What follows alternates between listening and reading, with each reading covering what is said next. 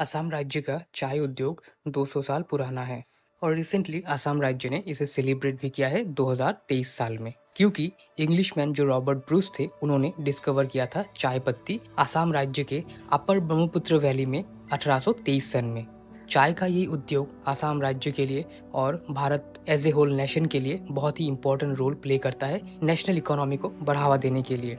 पहला चाय का गार्डन स्टार्ट किया गया था by the British government in 1833 in the Lakhimpur district, और भारत का पहला कंपनी जिसने कमर्शियल प्रोडक्शन स्टार्ट किया था चाय का, और वो बना था ईस्ट इंडिया कंपनी का एक सक्सेसर चाय की प्रोडक्शन को लेकर, वो था असम कंपनी। और वो कंपनी बना था 1839 में।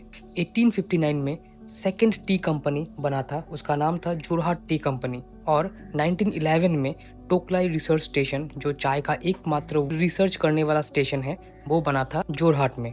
ये पूरे विश्व के अंदर पहला और एकमात्र चाय के ऊपर रिसर्च करने का इंस्टीट्यूशन है। नॉर्थ ईस्ट का पहला चाय का जो ऑक्शन सेंटर है वो बना था गुवाहाटी में 25 सितंबर 1970 को। उससे पहले चाय का जितना भी ऑक्शन हुआ करता था वो कलकत्ता में होता था, कलकत्ता के टी ऑक्शन सेंटर में। अभी फिलहाल जितने भी चाय के ऑक्शंस होते हैं वो गुवाहाटी टी ऑक्शन सेंटर में ही होते हैं। अभी हम जानेंगे आसाम टी कॉर्पोरेशन लिमिटेड के बारे में, ATCL। ATCL एक स्टेट गवर्नमेंट के द्वारा पूरी तरह से निर्धारित और संचालित किए जाने वाला एक पब्लिक सेक्टर अंडरटेकिंग कंपनी है, जो एस्टेब्लिश किया गया था 1972 में। ATCL के अंडर में 14 टी स्टेट आते हैं, जिसका एरिया जो है वो है 13,000 हेक्टर्स, और ये 6 डिस्ट्रिक्ट में फैला हुआ है। जो प्रेजेंट सिचुएशन है वो हम जानेंगे। वर्तमान में ये होने जा रहा है कि सुप्रीम कोर्ट ने ऑर्डर दिया है आसाम टी कॉर्पोरेशन लिमिटेड का जो चेयरमैन है उनको, कि आप लोग जितने भी ATCL के एसेट्स है, इमूवेबल और मूवेबल दोनों एसेट्स, आप नोट डाउन करो और सबमिट करो सुप्रीम कोर्ट को, क्योंकि स्टेट गवर्नमेंट ने मना कर दिया है कि वो और फंड्स नहीं दे सकते ATCL को चलाने के लिए।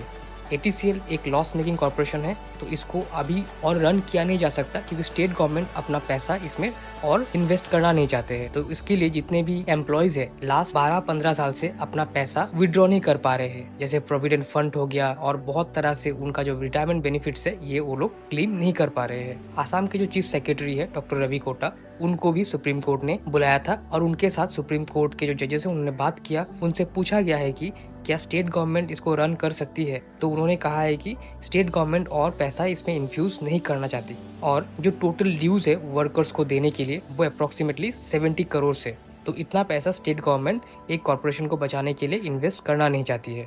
सुप्रीम कोर्ट में हियरिंग के दौरान स्टेट गवर्नमेंट की ओर से जो लॉयर थे उन्होंने ATCL के बारे में ये कहा है कि 2022-23 और 2023-24 ये दोनों फाइनेंशियल ईयर में ATCL ने 120 करोड़ का लॉस किया है। तो ये इशू जो है ये हाईलाइट कैसे हुआ, ये सुप्रीम कोर्ट तक कैसे पहुंचा? तो एक पिटीशन फाइल किया गया था 2012 में international union of food and agriculture workers के द्वारा, कि जो ATCL एज ए कॉर्पोरेशन है वो अपना ड्यूज जो है वर्कर्स की ओर वो पे नहीं कर पा रहे हैं। तो तब का जो पिटीशन था वो अभी सुप्रीम कोर्ट में आया है, और सुप्रीम कोर्ट ने इस पिटीशन को देखते हुए एक सुनवाई बुलाया है। उसके बाद ये सब डिसीजन दिए गए। 2020 में सुप्रीम कोर्ट ने एक कमेटी सेटअप किया था, और उस कमेटी को बोला था कि आप लोग पता करो कितने पैसे वर्कर्स को दिए जाने चाहिए एज रिटायरमेंट बेनिफिट्स। तो उन्होंने कैलकुलेट किया था 414.73 करोड़ एज ड्यू, उसके बाद 230 करोड़ प्रोविडेंट फंड की ओर ड्यूज है।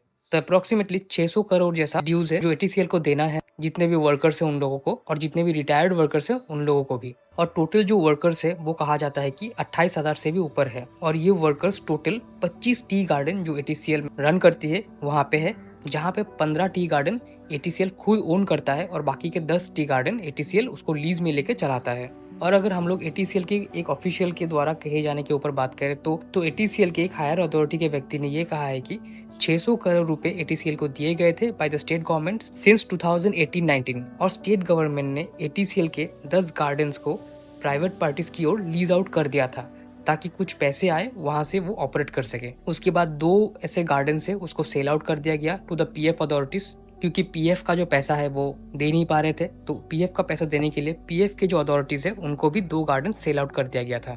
उसके बाद ATCL का प्लान था कि 2 और गार्डन वो सेल करेंगे बराक वैली में जो है, लेकिन प्राइवेट पार्टीज ने कोई इच्छा ही नहीं दिखाई कि वो लोग गार्डन खरीदेंगे, क्योंकि बहुत ही लॉस में है अभी। ATCL का ऑफिशियल के द्वारा कहे जाने के ऊपर में हम लोग ये जान सकते हैं कि ATCL का हर एक गार्डन लॉस कर रहा है 5 से 8 करोड़ रुपए हर साल, और इसके जो ड्यूज है वो पाइल्ड अप होते जा रहा है। और ये जो लॉस है बेसिकली ये loss poor management, excess workers, और जो स्टेट गवर्नमेंट का पैसा है वो खराब से यूज करने के लिए ही लॉस हो रहा है। सो यही था इस वीडियो में। अगर आप लोग को ये वीडियो अच्छा लगा है तो लाइक शेयर कमेंट कीजिए। और ये कुछ किताबें हैं, अगर आप लोग चाहते हैं डिस्क्रिप्शन में जाके इन सब किताबों को परचेज करना तो डिस्क्रिप्शन में लिंक है, आप लोग जाके देख सकते हो।